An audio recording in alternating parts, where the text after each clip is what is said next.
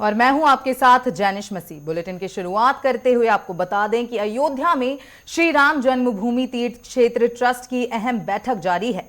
इस बैठक में जहां ट्रस्ट के खाली पदों पर नई नियुक्तियां होंगी, तो वहीं मंदिर में कथित चढ़ावा चोरी मामले की जांच कर रही एसआईटी की रिपोर्ट पर भी बड़ा मंथन होगा।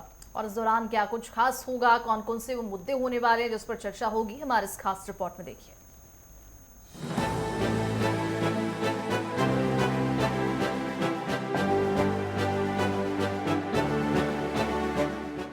अयोध्या में श्री राम जन्मभूमि तीर्थ क्षेत्र ट्रस्ट की बैठक में कई ऐतिहासिक फैसले लिए जा सकते हैं। चंपत राय और अनिल मिश्र के इस्तीफे और बिमलेंद्र मोहन मिश्र के निधन के बाद खाली हुई ट्रस्टी के पदों को भरने और नए महासचिव के चयन पर आज मुहर लगने की संभावना है। इसके साथ ही मंदिर के प्रशासनिक कामकाज को एक नया रूप देने के लिए पहले मुख्य कार्यपालक अधिकारी यानी सीईओ की नियुक्ति पर भी गंभीर चर्चा होनी है। बता दें कि आज की बैठक रूटीन और विशेष रूप से दोनों मायनों में बेहद अहम है। ट्रस्ट में खाली पदों को भरने के साथ साथ मंदिर में सुरक्षा, दान चढ़ावे की पारदर्शिता और प्रशासनिक व्यवस्थाओं को अधिक अभेद और पारदर्शी बनाने के लिए नए नियमों और नियुक्ति पर अंतिम फैसला लिया जाएगा। इस बैठक का सबसे संवेदनशील मुद्दा है मंदिर में कथित चंदा और चढ़ावा चोरी का मामला। सुप्रीम कोर्ट की तरफ से दिए गए सुझावों के बाद इस मामले की जांच कर रही एसआईटी के पुनर्गठन पर आज बेहद अहम फैसला आ सकता है।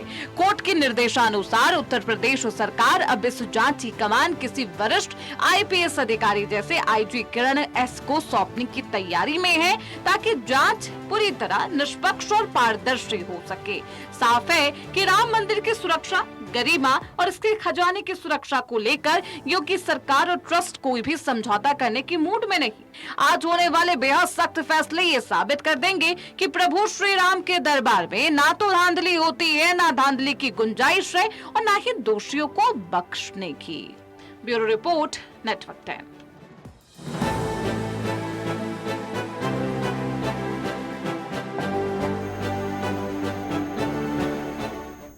और चलिए इसी पूरे मामले पर ज्यादा जानकारी के लिए हमारे साथ प्रमुख संवाददाता अनूप कुमार सिंह जुड़ चुके हैं। अनूप, क्या कुछ जानकारी है? जिस तरह से राम जन्मभूमि तीर्थ क्षेत्र ट्रस्ट की महत्वपूर्ण बैठक आज होने वाली है, महत्वपूर्ण एजेंडा क्या होगा इस बैठक का?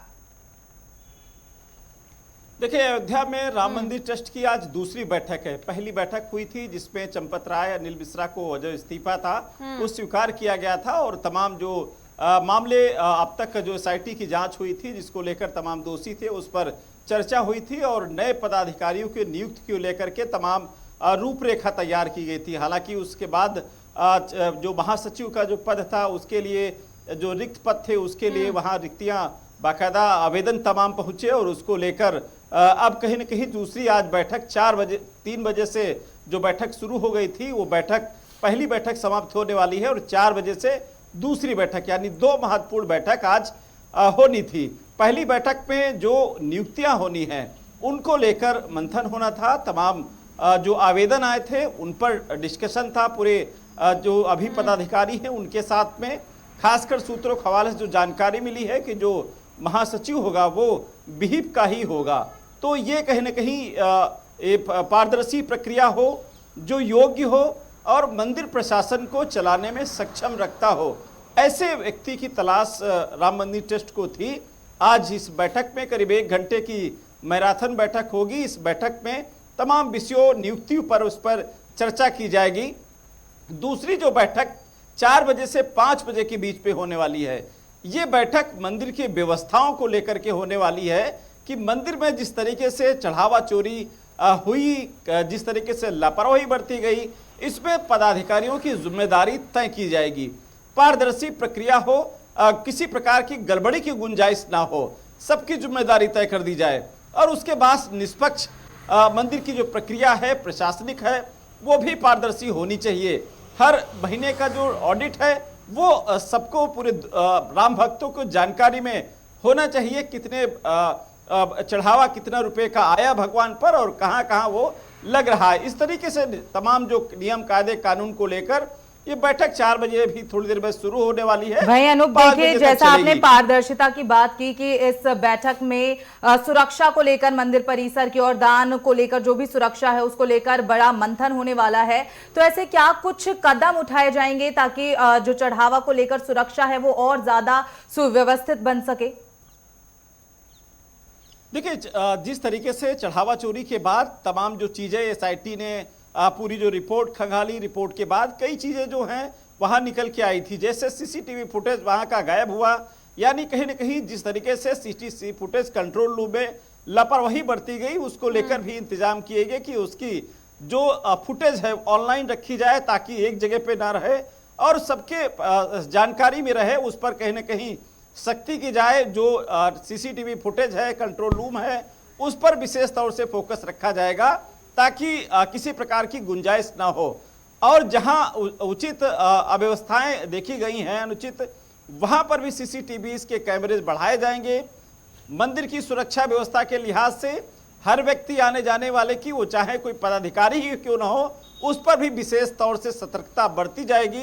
खासकर जब जब दान आएगा, राम भक्त देंगे, उस पर विशेष तौर से एक समय निर्धारित होगा किस तरीके से उस पर जब गिनती होगी वो समय क्या होगा, उस पर कौन सा अधिकारी वहां पर नियुक्त किया जाएगा, किसके निगरानी में होगा, सीसीटीवी फुटेज के उसमें होगा।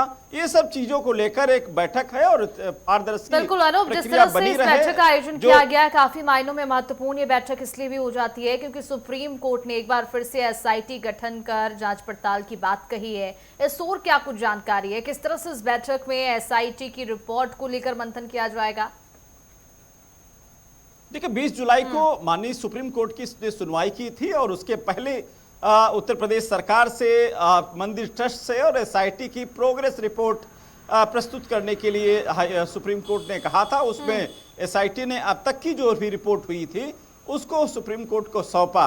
लेकिन एसआईटी गठन के बाद जिस तरीके से विपक्ष सरकार पर हमलावर था, जिस तरीके से अधिकारियों को लेकर के, ठीक उसी प्रकार से उत्तर प्रदेश में जब पूरे मामले को पूरे दुनिया एक लगातार आरोप लगा रही है मंदिर को लेकर के, ऐसे में सुप्रीम कोर्ट ने साफ तौर से कहा कि एसआईटी का पुनः गठन किया जाए, जिस वो अधिकारी एसआईटी में वो अधिकारी हो जिन पर किसी प्रकार का दोषारोपण न हो, बेदाग हो और वो पहले इसी तरीके से एसआईटी की जांच कर चुके हों, यानी अनुभव भी उनका कहीं ना कहीं बेहतर हो।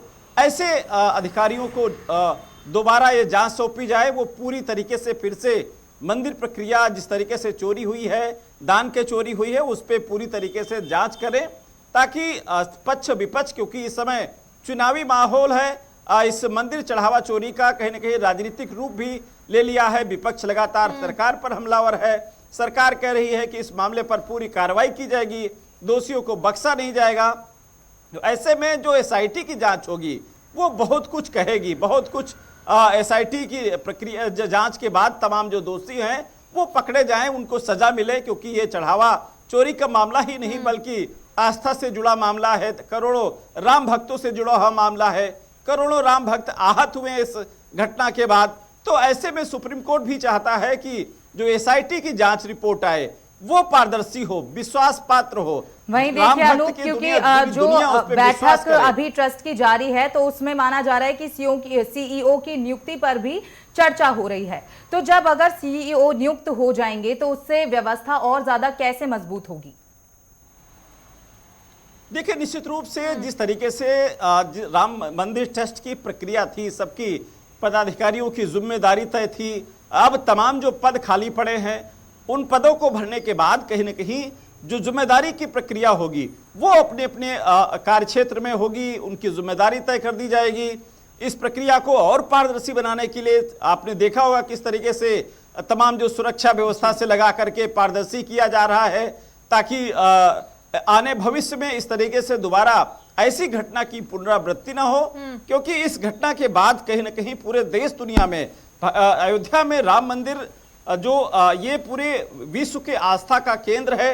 आपने देखा किस तरीके से 500 बरस इस लड़ाई चली, उसके बाद इस मंदिर का निर्माण हो पाया। तो ये साधारण मामला नहीं है, ये एक विश्व स्तरीय मामला है, पूरे दुनिया के राम भक्तों का मामला है। तो ऐसे में इसकी व्यवस्थाएं भी पारदर्शी होनी चाहिए।